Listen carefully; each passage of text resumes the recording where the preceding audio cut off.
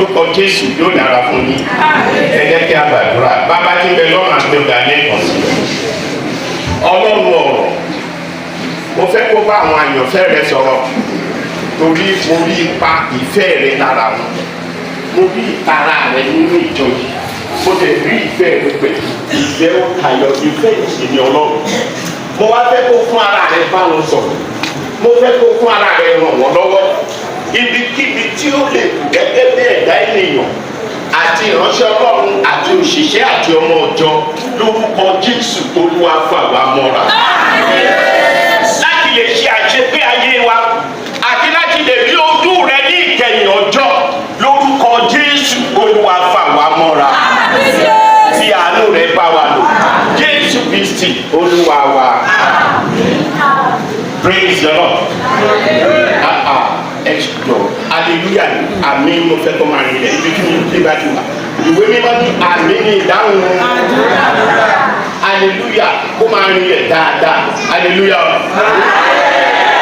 Tí mo fẹ́ fi bá wa sọ̀rọ̀ ní ṣókí òní rántí àgbélébù. Mo fẹ́ ká bá mi sọ lẹ́ẹ̀kan.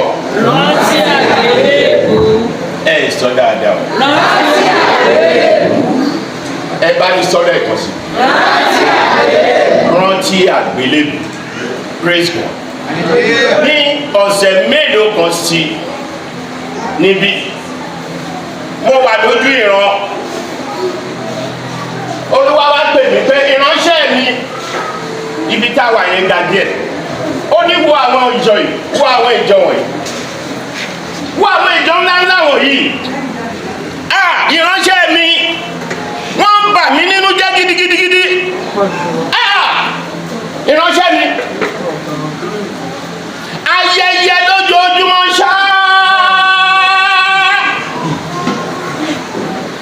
mo wá sílé ayé mo wá nígbà àkọ́kọ́ mo rẹ ara mi sílẹ̀ títí dojú ikú orí igi àgbélébù ìránṣẹ́ mi mo fẹ́ kó sọ fún ọ mo ń padà bọ̀ lẹ́ẹ̀kejì máa ń ṣèdájọ́ ayé ìránṣẹ́ mi ibikíbi tí o bá ti dé máa bá wọn sọ̀rọ̀ ṣe báyìí rántí àgbélébù ó ní mo fi ògo mi sílẹ̀ ní ọ̀run mo wá sílé ayé mo fi ìtẹ́ mi sílẹ̀ wọ́n sì tẹ ẹ̀jẹ̀ mi sílẹ̀ lórí igi àgbélébù páìlì mi kú bá káìsíkà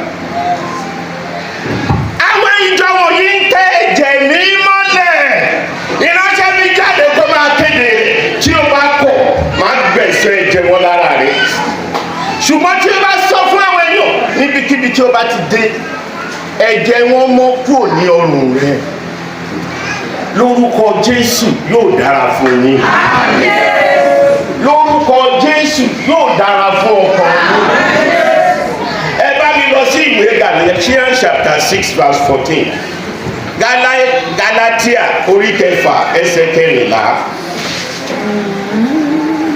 ẹni tó bá rí tó bá ní kà Galatians yes. Kí a má ṣe rí i pé èmi ń ṣògo bí kò ṣe nínú àgbélébù Jésù Kristi Olúwa wa nípasẹ̀ ẹni tí a ti kan ayé mọ́ àgbélébù fún mi àti kan ayé mọ́ àgbélébù fún mi àti èmi fún ayé. Praise God. Àti kan ayé mọ́ àgbélébù fún mi àti èmi fún ayé kí àwọn méjèèjì máa rẹ papọ̀ rárá. Ṣé ẹni bẹ́ẹ̀ ṣe jókòó yẹ ọmọ Ọlọ́run nìyí o? Bí ẹ ṣe jókòó yẹ Ọlọ́run pè mí sí ìgbè òtítọ́. Mo jẹ́rìí wọn, mo mọ̀ wọ́n, èmi ò lọ́rẹ̀ẹ́ o, mi lọ́rẹ̀ẹ́ rárá. Ṣùgbọ́n àwọn nìkan ṣoṣo mo máa ń faramọ́. Praise God. Àwọn ni mo máa ń faramọ́ torí tẹ́lẹ̀ ìbáwá Olúwa ní ìránṣẹ́ mi máa faramọ́ torí nǹkan báyìí ló ti fẹ́ súnmọ́ ẹ̀. Wọ́n kà á sí ìgbéraga fún mi láyé tòrò. Tẹ́ bá ní bàbá lọ́rùn orí ìgbéraga ni tí ẹnìkan ló ń ṣe kò mọ tẹnikẹ́ni. Hallelujah. Hallelujah. Àti kan ayé máa gbélébù. Àti kàn mí.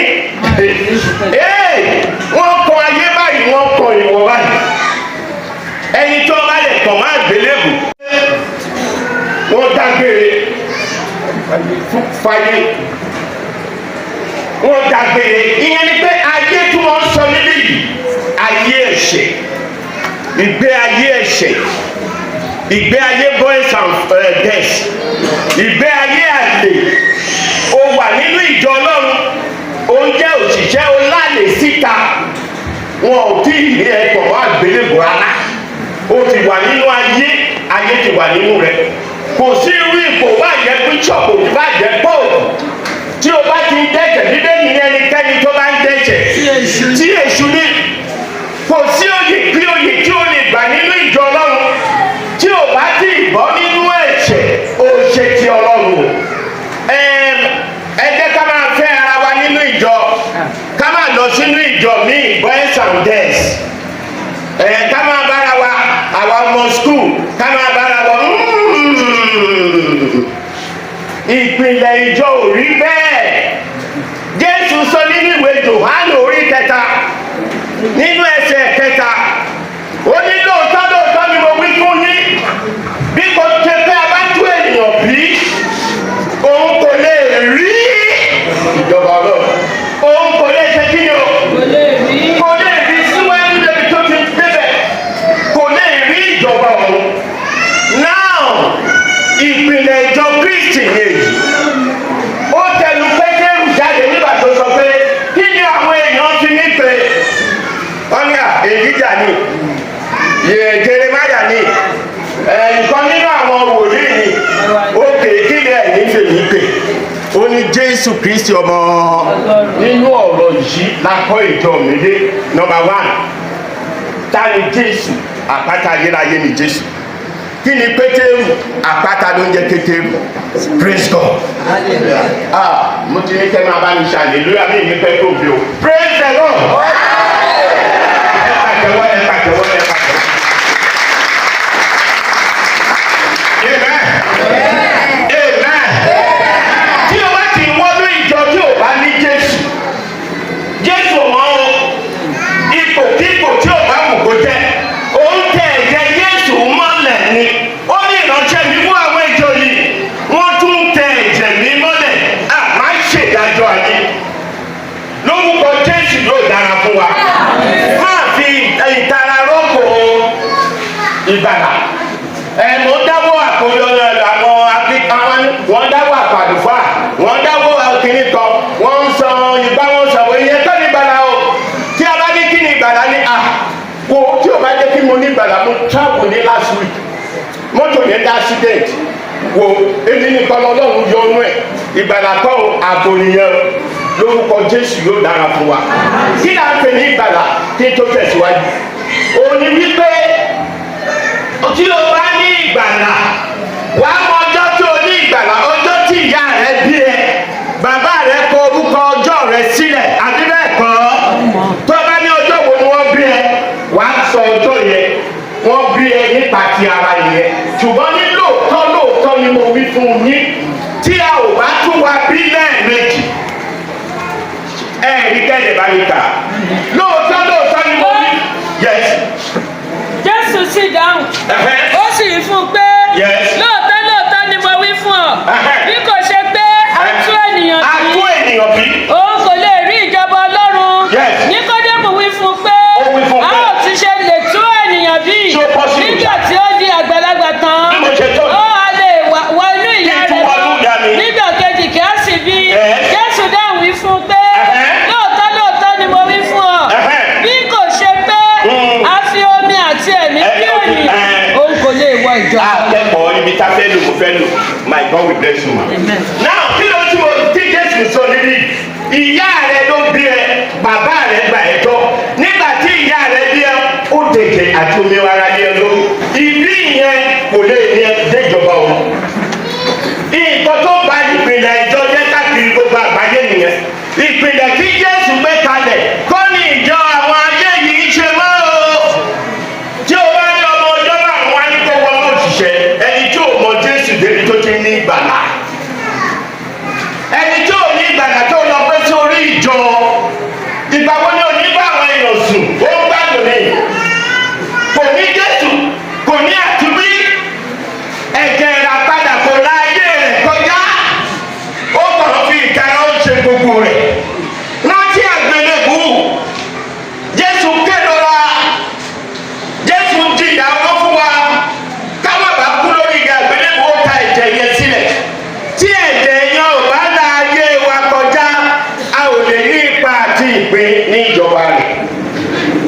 hallelujah o àwọn tó wà lẹ́yìn wọn ṣe hallelujah hallelujah o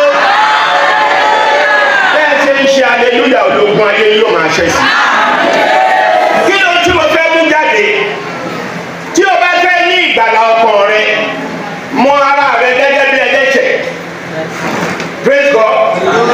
àwọn èèyàn àwọn ọ̀pọ̀lọpọ̀ ìjọ ní ọjọ́ Sunday wọ́n á kà fún wọn Olúwa dáríjì wá á ti ṣẹ̀ á ti àwọn baba ńlá wa wọ́n ti ṣe bá wọn kà nínú ìwé tí wọ́n bá kó ní church ọ̀pọ̀lọpọ̀ ní lọ sílé á lọ sọ́dọ̀ àlẹ́ á lọ sọ́dọ̀ gẹ̀ẹ́fẹ̀ǹgẹ̀ àjọ bẹ́ẹ̀ ó jẹ́wọ́ ẹ̀ṣẹ̀ ní church Ọlọ́run ti kà wọ́n sí oní drama Ọlọ́run ká yé wọn. gbogbo ènìyàn yóò sàn ti ṣẹ̀ tí wọ́n sì kùnà ògo Ọlọ́run.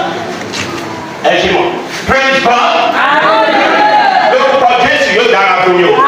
kí ló tí mo fẹ́ mú jáde ẹnikẹ́ni tó bá fẹ́ di ọmọ Ọlọ́run lónìí wàá mọ ara rẹ gẹ́gẹ́ bí ẹlẹ́ṣẹ̀ wàá mọ̀ pé kò tí ì sí ìjọba òun fún ọ kò sí ohun tó fi lè la owó rẹ ò lè la ipò rẹ ò lè la agbára rẹ ò lè la pásítọ̀ fẹ́ràn mi ò lè la ẹ̀rọ kò sí ìpàdé tọ́lọ́run yé gbà tó bá náwó fún Ọlọ́run máa dá padà fún ẹ lórí ilẹ̀ ayé ó mọ̀ pé òní dé ìjọba òun láti lò hallelujah a máa dá owó rẹ padà lórí ilẹ̀ ayé wa máa dá alábùkún fún lórí ilẹ̀ ayé ṣùgbọ́n ìjọba òun ọ̀tá Olúwa ó ti ṣe é kò sí ọ̀nà míì Jésù ní èmi ní ọ̀nà títọ́ àti yìí kò sẹ́nikẹ́ni tó lè lọ sọ́dọ̀ bàbá bí kò ṣe nípasẹ̀ mi kí ni mo mú jáde ni pé tí o bá fẹ́ bọ́ lọ́wọ́ ayé tí o bá fẹ́ jẹ́ ikú Jésù Kristi kó nípa lórí rẹ mọ̀ pé ẹlẹ́ṣẹ̀ mi ọ́ wá wá pinnu pé Olúwa mi ò fẹ́ dẹ́ṣẹ̀ kò sí ohunkóhun tí a ṣe àṣeyọrí rẹ lórí ilẹ̀ ayé tí a bá pinnu àníṣe bàbá tí Ọlọ́run gbé kábí tí ò bá ní ìran pé òun fẹ́ kọ́ bí yìí kò lè wáyé á kàn máa gbàdúrà ni á kàn máa gbàdúrà lábẹ́ igi ni àwọn èèyàn kàn máa bá lábẹ́ igi ni tí wọ́n bá dẹ̀ tún fún ní ṣé ìdílé àá fi jẹun ni torí pé kò ní ìran pé òun máa gádà ọ̀pọ̀lọpọ̀ báyìí. so kó tó ní ìgbàlà wá pinnu nínú ọkàn rẹ pé Olúwa láti ní lọ mi ò dẹ́ṣẹ̀ kí ni mo wí. gbogbo wa sọ bẹ́ẹ̀. ẹ̀yin ọ̀dọ́. Olúwa ràn lọ́wọ́ mo mọ̀ pé àwọn tó lọ́rùn àwọn tí o bá ti yé gbàlọ́ Olúwa fọwọ́ tọ̀ wọ́n. nígbà tí o bá ní ìpinnu yẹn pé Olúwa láti èmi lọ mi ò dẹ́ṣẹ̀ mọ́ ẹ̀jẹ̀ tí Jésù ta sílẹ̀ lórí òkè Kávárì fi la ayé mi kọjá. ẹ̀jẹ̀ tí Jésù ta sílẹ̀ lórí òkè Kávárì kì í ṣe kí ni o fi la ayé mi kọjá. Ọlọ́run akọ́ wù ẹ́ láti ọ̀run wá pé ṣé dírámà ni tí ó tún torúkọ mi lásán ni a wá wo ọkàn rẹ tó bá ti rí pé eléyìí pinnu rẹ ohun tí Ọlọ́run fẹ́ tẹ́lẹ̀ ẹ̀jẹ̀ yẹn kọ̀ la ayé rẹ kọjá ni. nọ́mbà wá o ní lánàá kórí ẹ̀jẹ̀ o ìbí ti ẹ̀mí ni o ọjọ́ tí mo ní ìgbàlà mo lánàá mo rí pé ẹ̀jẹ̀ ń ṣàn Jésù kọ́ ló bá yàn praise God kì í ṣe ìgbàlà nípa ti ẹ̀mí nípa ti ara ó ní rí ẹ̀jẹ̀ ṣùgbọ́n wàá rí àwọn àmì kan lẹ́sẹ̀kẹsẹ̀ tí ìṣẹ̀lẹ̀ yẹn bá ṣẹlẹ̀ ayọ̀ ìgbàlà wọnú ayé rẹ̀ praise the Lord. àwọn àdàbẹ́ ni pé ẹnìkan fún ẹ ní some millions of naira pé mo fún ọ máa fi ṣe ohun tó wàá wá wò pé ṣé èmi náà nílé ṣé èmi náà nílé ìyẹn jẹ́ àkọ́kọ́. èkejì àwọn ẹ̀ṣẹ̀ tí o ti ń bá jà tẹ́lẹ̀ mi ò ṣàgbèrè mọ́ mi ò mutí mọ́ mi ò jalè mọ́ mi ò mu sìgá mọ́ tí wàá fi ilẹ̀ tí wàá máa la sweet ńgbà tó bá yá pé ẹ jẹ́ máa mu sóògì kan mi nínú mu pákẹ́ẹ̀tì méjì wàá tún bọ́ sí pákẹ́ẹ̀tì márùn torí ẹ̀ṣẹ̀ ó lágbára ju ènìyàn lọ tí ẹ̀jẹ̀ yìí bá ti la ayé rẹ kọjá tí wọ́n bá gbé sìgá fún ẹ tí wọ́n bá mú lọ́dọ̀ ẹ máa ń rùn sí ẹ tí àwọn obìnrin àjèjì tẹ́ ẹ wọlé wọ̀ta tó bá wà wá sọ pé no I can't do it again I am born again praise God. àti kàn mí máa gbélébù pẹ̀lú tani o pẹ̀lú Jésù mi ò lè ṣe mọ́ agbára ẹ̀jẹ̀ yẹn máa ru nínú ẹ̀ pé no kò lè wọlé síbí lẹ́yìn eléyìí àwọn tí o bá wá ń gbélé wọn máa rí ìgbé ayé ẹ̀ bóyá àwọn ọkùnrin mẹ́ta mẹ́rin ló ń wá ẹ wálé lórí àwọn obìnrin lẹ́nu nígbà tí wọ́n á wẹ̀ lọ́sẹ̀ kìíní wọ́n á wẹ̀ lọ́sẹ̀ kejì wọ́n á wẹ̀ lọ́sẹ̀ kẹta wọ́n ò rí àwọn kan wọ́n ò rí sisi kan tó brọ́dá Kẹ́hìndé àwọn ìyàwó ẹ̀ kọ́ á ní àwọn tó wá mi ò lè ṣe mọ́ torí mo ti ṣe kí ni o mo ti di àdúgbì àti rà mí padà ìgbà yẹn láti ẹ̀kọ́ orúkọ ẹ̀ sí ní ìwé yìí gbogbo èrè tó ti rìn láti ọjọ́ ayé yìí Ọlọ́run mọ̀ lórúkọ Jésù a ò ní sọnù. rántí àgbélébù Jésù kẹrọra náà lótìtọ́ Bíbélì sọ fún wa pé ó wà ní ọwọ́ ọ̀tún Ọlọ́run bẹ́ẹ̀ ni ipò tó gbọ́dọ̀ wà níbẹ̀ ní ṣùgbọ́n Jésù sí ni Jésù ṣe kí ó ń kiri pẹ̀lú àwọn ọ̀rẹ́ṣẹ́ rẹ̀ ìránṣẹ́ mi eléyìí kò ṣe ìránṣẹ́ báyà wò inú mi ń bàjẹ́ gidigidigidi kéde ọ̀pọ̀lọpọ̀ wa tí ò ní ìgbàlọ̀ àkókò nìyí o mo mọ̀ pé bàbá ti máa sọ fún mi ṣùgbọ́n ẹlòmíà wò pé ṣé mi ti kọjá ilé ipò mi gan èmi náà kan ló ń fẹ̀yìntì bàbá èmi náà lágbọ̀rọ̀ ọdún ẹ̀yìn ọdún ìjọba òun ti ní tiẹ̀ hallelujah hallelujah àwọn tó bá ní ìgbàlà pẹ̀lú rẹ̀ lọ́lọ́ra bẹ́ẹ̀ ṣe tó yìí nísìnyí lórúkọ Jésù Olúwa kó fi ìgbàlà ká gbogbo iná rẹ̀ ó jẹ́ ẹni mẹ́ta péré ló jẹ́ ti Ọlọ́run ojú Ọlọ́run wà lára ẹ̀ ìwé mímọ́ ní áńgẹ́lì Olúwa yí àwọn tó bẹ̀rù rẹ̀ ká ó sì ṣe kí ni o ó sì gbà wọ́n ó ń ṣẹlẹ̀ lára mi hallelujah lóòrùn ọjọ́ kan ti tó ní 15 years mo jí lóhùn mo fẹ́ tutọ́ mi ilẹ̀ máa sábà ṣe bẹ́ẹ̀ mo máa fọ ẹnu lálẹ́ ṣùgbọ́n lọ́jọ́ yìí ni ó rẹ̀ mí mo ní tí bá tutọ́ síbi tó bá di àárọ̀ ọ̀la máa lọ fi aṣọ nù tú tí mo fẹ́ sùn yẹrẹ áńgẹ́lì ní ó fẹ́ tutọ́ sí mi lára yìí tí ó bá jẹ́ pé mo ní ara ìyára wá tó o bá tutọ́ sí mi lára mi ò ní sọ ẹ mọ́ hallelujah hallelujah àwọn tó bá jẹ́ ti Jésù wọn ọ̀dá wà lásán kò sí ogun yẹn láyé tó lè borí ẹnu ẹ lè kíyè sára lórí ọ̀rọ̀ owó ó ń gbé ìrántí Ọlọ́run ẹni ọmọ náà àyè owó Sátánì ṣí sílẹ̀ nísìn nígbà tí mo dé Èkó ní tí lo oṣù méjì ìrántí Ọlọ́run kan ó wá bá mi pásítọ̀ ìyanu ti ń ṣẹlẹ̀ ní ìdí o mo lè fẹ́ kẹjá àǹfààní yìí mo ní kí ni ó ní ẹnìkan láti India ni ó ní bílíọ̀nìà ni ó ní ó sọ pé ibi tó kù fóun lórí ilẹ̀ ayé òun fẹ́ fi owó máa tọ́jú àwọn ìránṣẹ́ Ọlọ́run torí ìránṣẹ́ Ọlọ́run àwọn Áfíríkà máa jẹ̀yà òun ṣetán láti máa sponsor at least 20 million pastor ní Áfíríkà so ìdí nìyẹn ibi báyìí láti máa ń pàdé wàá kọ orúkọ yìí sílẹ̀ so pàápàá bí o tẹ̀sí jẹ́ ọ̀nà ìtọ́lọ́run ń pè yí level 1 70,000 level 2 times 2 70 times 2 140 times 3 210 praise God only títí dé level 6 ni which is 400 plus now ó ní lẹ́yìn yẹn àwọn ìránṣẹ́ tó ń ṣiṣẹ́ lábẹ́ rẹ̀ máa kó mọ̀ sí wọ́n máa nà ẹ́ lọ́rùn àwọn tó ń sanwó fún tẹ́lẹ̀ ò ní sanwó fún wọn wọ́n máa sponsor wọn mo ní ẹ ṣe sà nígbà tí mo kọ́ gbọ́ mo ní báwo ni ẹ̀mí yẹn wá tọ̀ mí wá ní à wàhálà ẹ ti tàn Ọlọ́run wa ó mọ ìyà tó jẹ kó tó gbé ìdèkò tí olówó tó fi dèkò ó mọ lóòótọ́ Ọlọ́run ló ṣe ó mọ bó ṣe rákòrò títí tó fi tẹkínú ṣùgbọ́n ìyanu ti bẹ̀rẹ̀ nísìn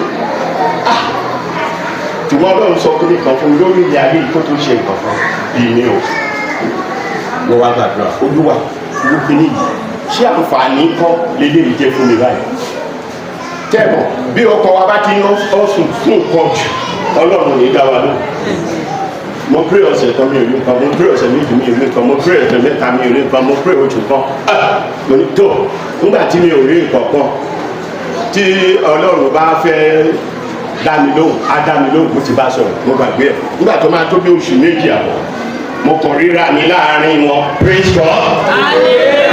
Ìjọ Ọlọ́run náà wá kí wọ́n fẹ́ bà yé wa jẹ́ pátápátá ẹ kọ̀ wọ́n pẹ̀lú owó ìṣègùn lórí owó ìbànújẹ́ wọn. So mo kàn rí pé mo wà láàrin wọn bí wọ́n ṣe ń fún wọn ní ẹ́ńfílọ́pù báyìí inú mi lù pé ayébọ̀ tó ní má ní sọ nǹkan máa dá ń bí yìí o. So tí wọ́n bá lè ti fún wọn lówó yẹn wọ́n wá pè wọ́n síwájú ẹ bá mi ṣe orí tó yìí sá ẹ bá mi ṣe orí ẹ̀kẹ́ fún mi. Praise God.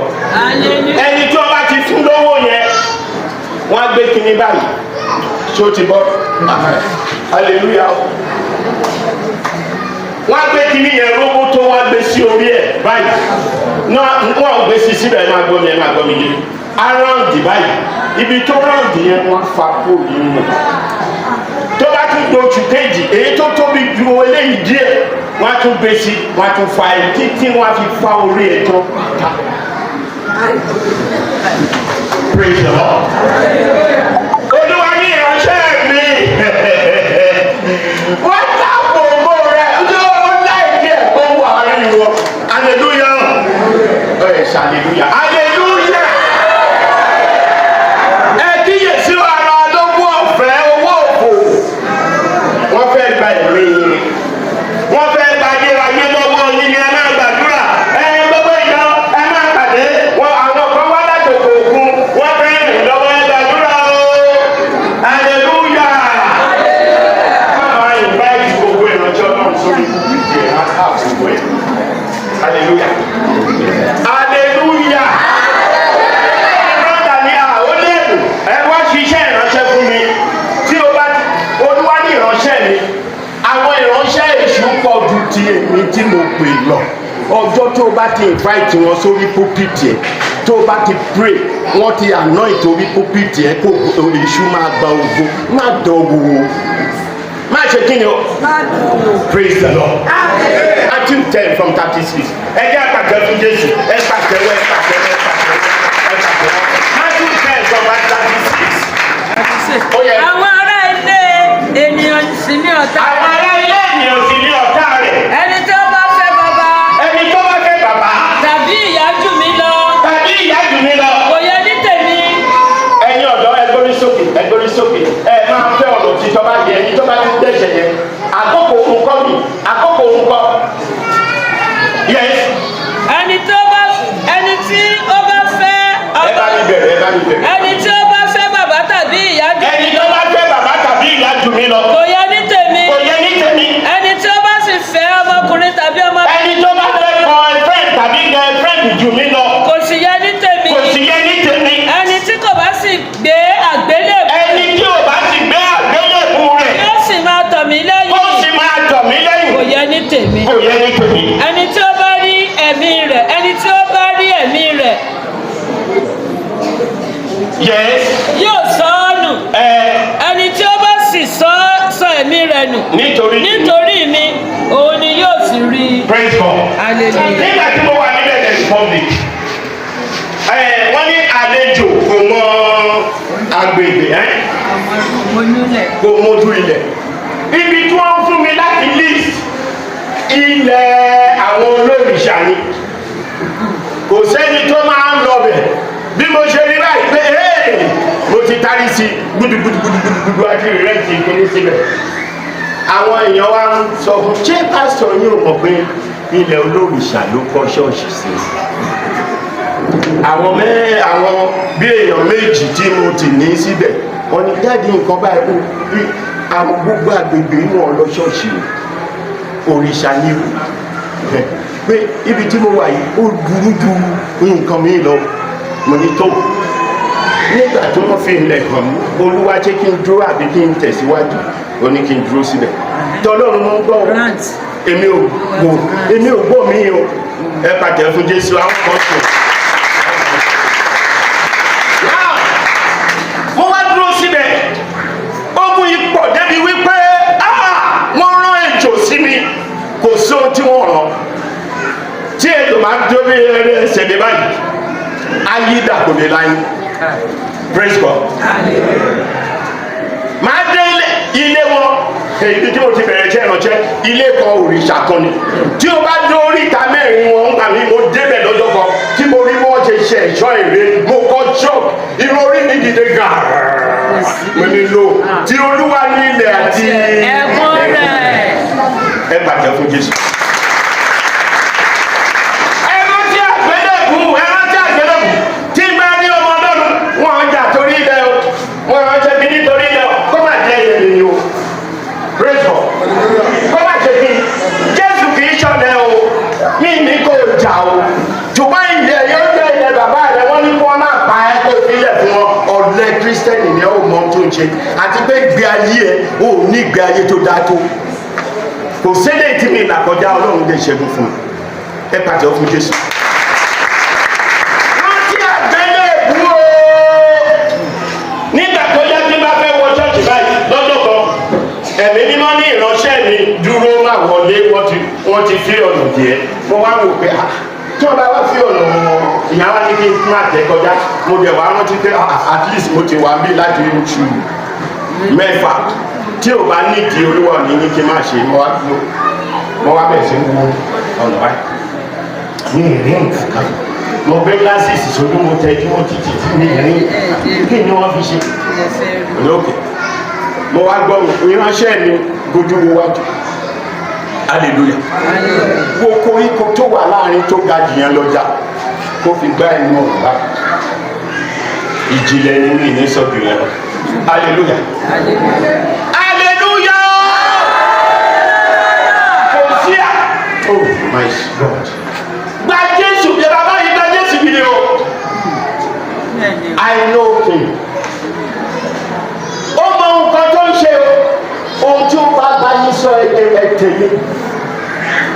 ẹtẹlẹ ẹnikẹ́ni tó bá fẹ́ dé òun ayé ti bàjẹ́ ibi táwọn sisi ti ń wá pàǹtì kéré kiri nísìnyí lórúkọ Jésù ẹ̀yìn akọrin yóò dára fún yín mo láì gbà aṣọ yìí ló lè fìdí lórúkọ Jésù ní kò ní bọ́ lọ́rùn tó bá ti dìgbà míì dísítẹ́ẹ̀tì sọ̀kalẹ̀ kúrò sí ìsàlẹ̀ ẹ̀kún oúnjẹ hallelujah oh hallelujah kí n tó dání dúró bá mi lọ sí Philippians chapter 3 Philippians chapter 3 verse 18 19.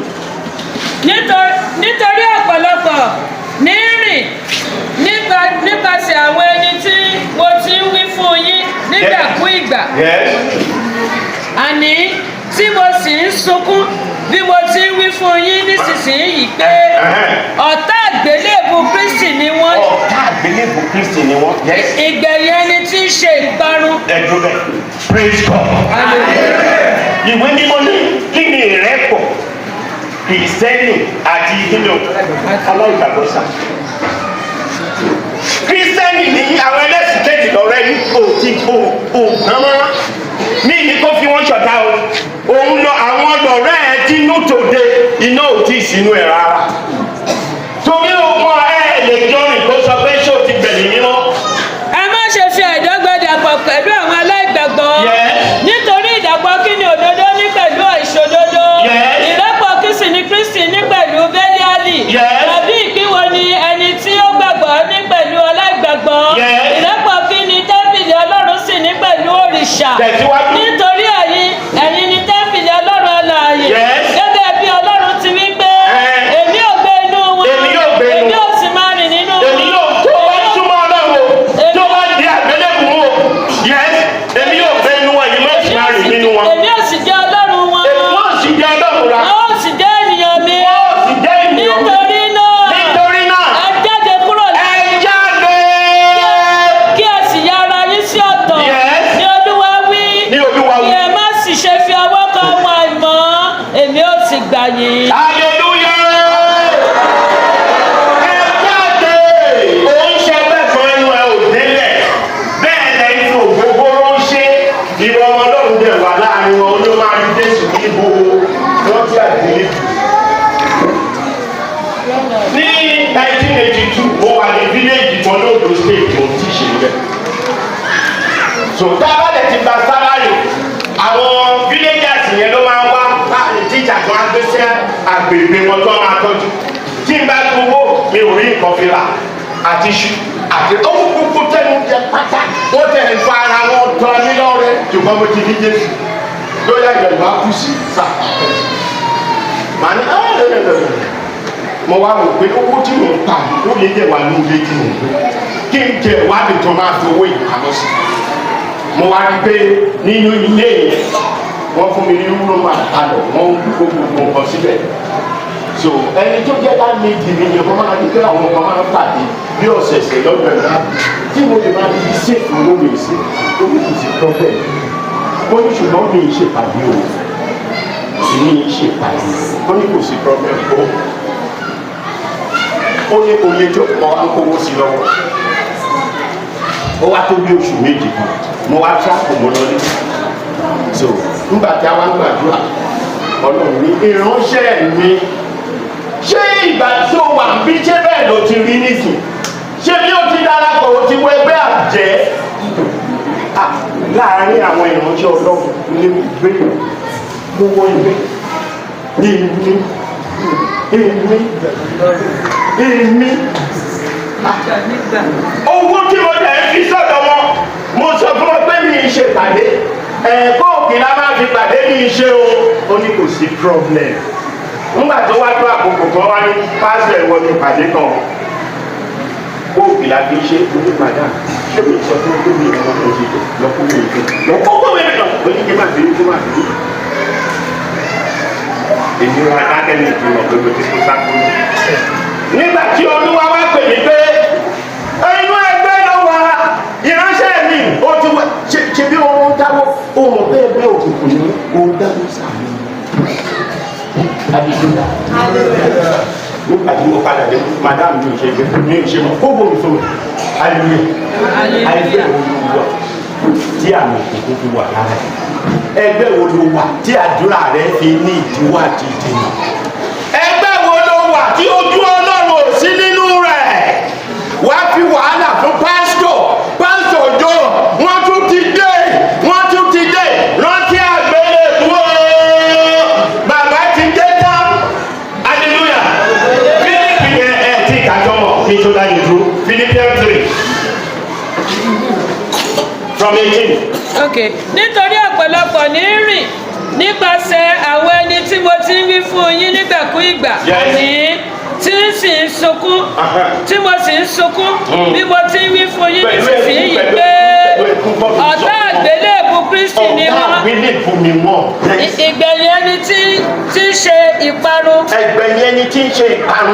ikùn ẹni tí ń ṣe Ọlọ́run wọn Ọlọ́run wọn àti ògo ẹni tí ń wà nínú ìtìjú wọn àwọn ẹni tí ń tọ́jú ohun ayé. Parí bẹ̀rẹ̀ it's okay. Tí o ti parí bá sí ẹ praise God ẹ̀jẹ̀ ká kí n sára ẹ̀jẹ̀ kí n sọ àṣírí Ọlọ́run fún yín tó bá fẹ́ rí ìfẹ́ Ọlọ́run ní tòótọ́ má jẹ́ kóńkóń ṣáájú ìfẹ́ rẹ̀ lọ fún ọ tí ọmọ yẹn tó bá ṣáájú ìfẹ́ Ọlọ́run o lè rí ìfẹ́ Ọlọ́run tí ìyàwó ẹ bá ṣáájú Ọlọ́run o lè rí ìfẹ́ Ọlọ́run ọkọ ẹni méjèèjì ló gbọ́dọ̀ jẹ́ wò kẹ́wọ́ àpapọ̀ báyìí ṣùgbọ́n tí ìfẹ́ ọkọ ẹ bá ṣáájú ti Jésù o níbi kan lọ hallelujah hallelujah ọjọ́ ọ̀pọ̀lọpọ̀ aṣọ pé má darapọ̀ wọn mọ́ má lọ sí chọ́ọ̀chì yẹn mọ́ jẹ́ ká máa lọ sí mọ́ṣáláṣí ogun ọ̀tá owó ẹ̀wọ̀n wọn lórúkọ Jésù yóò dára fún mi o mo ti rán lọ ẹ rántí àgbélé ẹ ṣàjọ̀dún lónìí lórúkọ Jésù lẹ́yìn ohun rere lọ́wọ́ bí ẹnì kọ̀ọ̀kan ní ti lọ dé ẹ máa bá ire nílé ire máa tẹ̀lé yín dé ní Ọlọ́run Kristi kò ní fi yín sílẹ̀ Olúwa tó ní kí n wá bá yín sọ̀rọ̀ agbára ẹ̀jẹ̀ rẹ̀ kò ní fi yín sọ̀rọ̀ sílẹ̀ títí ẹ ò bímọ òtítọ́ tí òtítọ́ yóò sì sọ yín dòmìnira ọ̀gá ògbẹ́ kò ní fi ayé yín sílẹ̀ ẹ jẹ́ ká dìde dúró ẹ jẹ́ ká dìde dúró. Ọlọ́run sọ̀rọ̀ báyìí ó lè fa ayé rẹ fún Jésù báyìí Ọlọ́run ó ó fẹ́ ká ní ìgbàlà ju bí àwa ṣe fẹ́ lọ. wá sọ fún olúwa báyìí olúwa ṣàánú fún mi ẹ̀yin akọrin yóò dára fún yín o ọlọ́run fẹ́ lò yín o ẹ máa fọ̀rọ̀ ọlọ́run kiri ra